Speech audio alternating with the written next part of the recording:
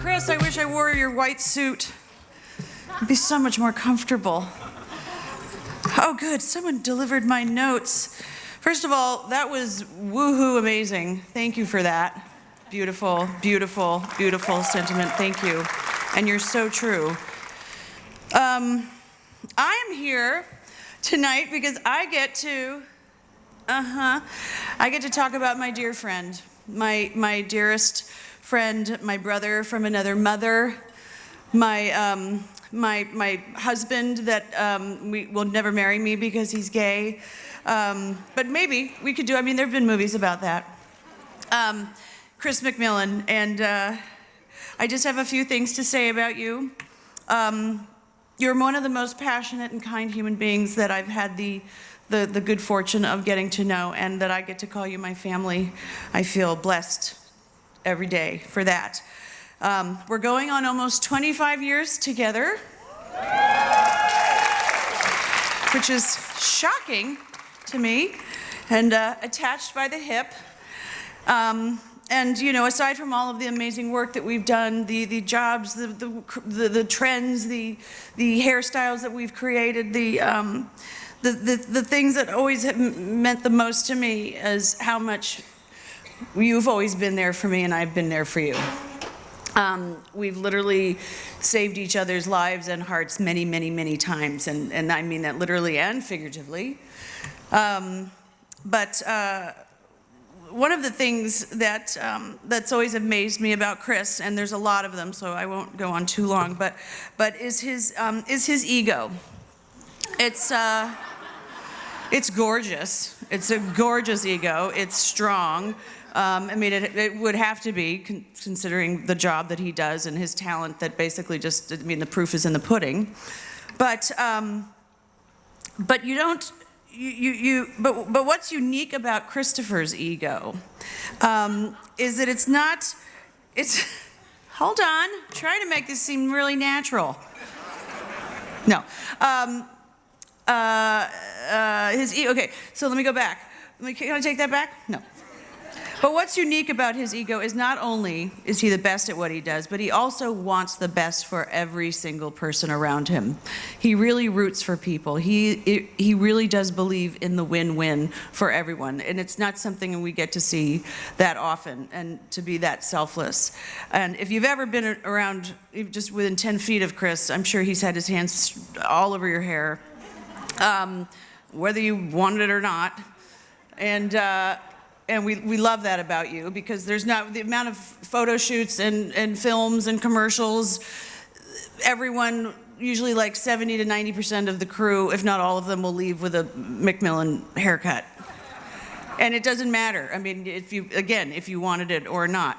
And you know, you leave, you feel beautiful, you feel sexy, you feel alive, and then you feel screwed because no one has the ability to actually do what Chris did to this haircut.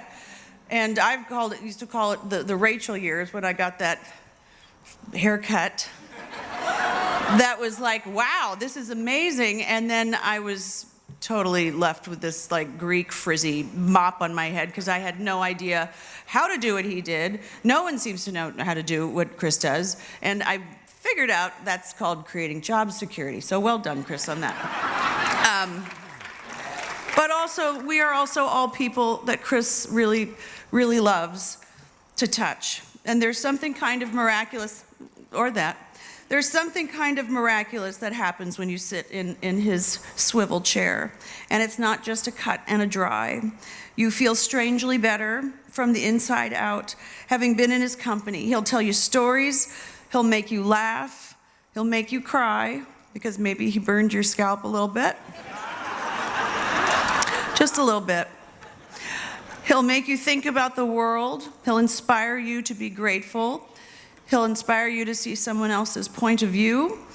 And I sometimes wonder if Chris is more of an undercover healer than a hairdresser. He just makes everyone feel better as much as look better. From the teachers he donates haircuts to the women and men going through chemo who need their heads shaved with dignity and grace, and then he'll cut their wigs to make them look as gorgeous and feel as gorgeous as they did before. So the beautiful thing, and really says it all, he makes everyone feel as important as the next person, no matter who you are. So, needless to say, I am very honored to give this award, because we're not only rewarding your talent, but we're rewarding your giant heart. So with all the love in the world, Hairstylist of the Year, is that what this is? It's for the rest of my life. So I love you. Congratulations, Christopher McMillan.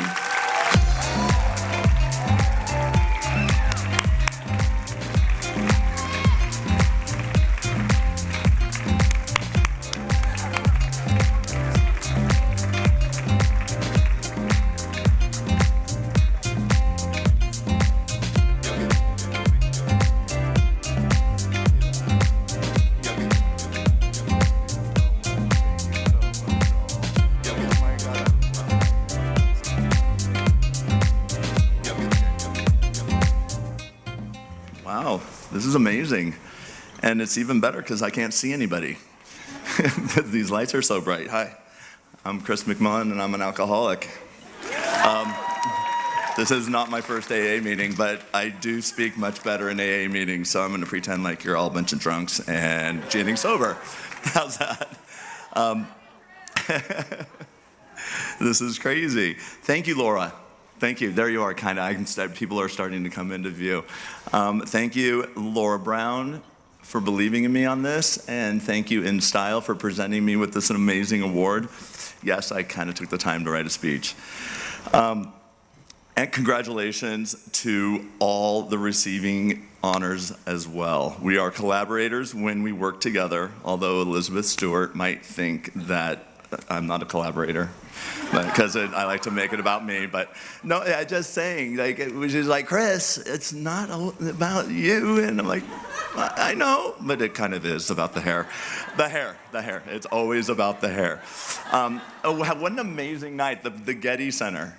Like, this is the most, probably one of my favorite buildings in all of Los Angeles. So if people not from Los Angeles think we don't have anything, we have the Getty Center. This place is an amazing place to come to. Sunday, coffee, out in this garden, amazing. That's why I wore this color suit, because it's the same color as the Getty Center.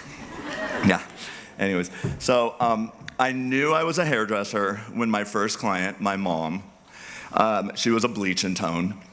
And she was a bleach and tone my whole life. It was my mom was like Pamela Anderson, but with long hair. And they would say, you know, we can style your hair now. And she's like, oh no, it's okay. My 9-year-old son will be home from school. He actually does better than you guys at doing my hair. So that's when I knew I was a hairdresser. I could do my mom's hair better. That's it. Okay. Okay. As for Jen. No, it isn't. This is the worst. I know. I was telling Julia that I got 3 haircuts just to get to this place. Like, then I can't imagine you guys doing this for a living. As for Jen, oh my God, where do I start? Who can ask for a better partner in crime?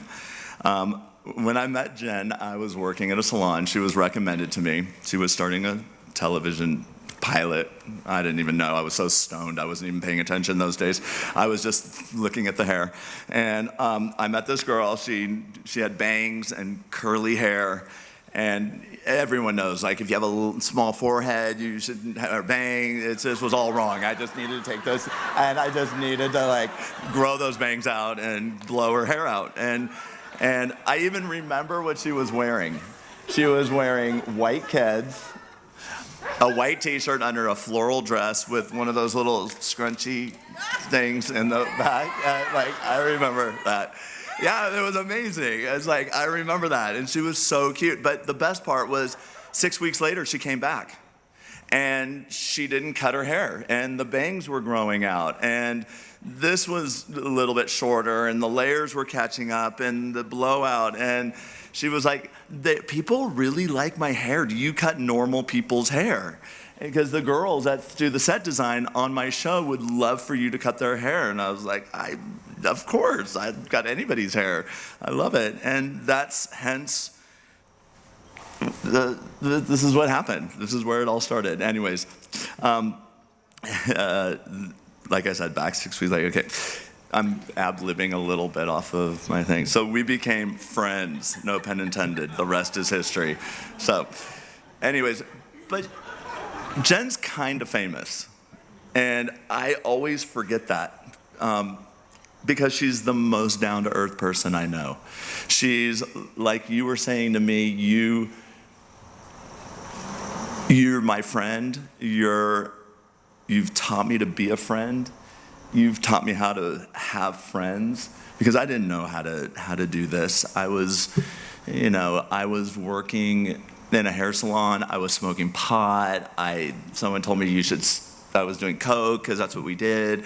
And someone said you should smoke it. And I thought you won't have cold-like symptoms. And I just, and when I thought that was brilliant. So I was like, oh, yeah, that's how you know I belong exactly. My sponsor is here with me tonight.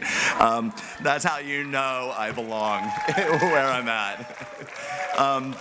But she's been, I'm the luckiest person, like she was saying. I'm blessed to love to do what I do. I'm lucky to have people around me that continuously invite me back to do what I do, to do what I love, which is hair. And she's, like I said, she's taught me not only to have a friend, but be a friend. And I am so lucky to have a muse like Jen that, I mean, it's not always right, but she's willing. I mean, I do my best. Like, I do try to push things. You know what we do. You guys open magazines and see what we do. One day it's this, one day it's that. Sometimes we hit it right, sometimes we don't. You know what I mean? But hey, we took a shot at it. It's perfect. You know what I mean? If you don't get it right, then you just, what's that? They're just like us. Yeah. Oh my God. Sorry, Jen. Anyways, thank you everyone at my table also. Each and every one of you means something really special to me. Thank you. You've inspired me, not only in my career, but in my life. And thank you, Mom. Thank you, Jen. And thank you, InStyle. Yeah. That was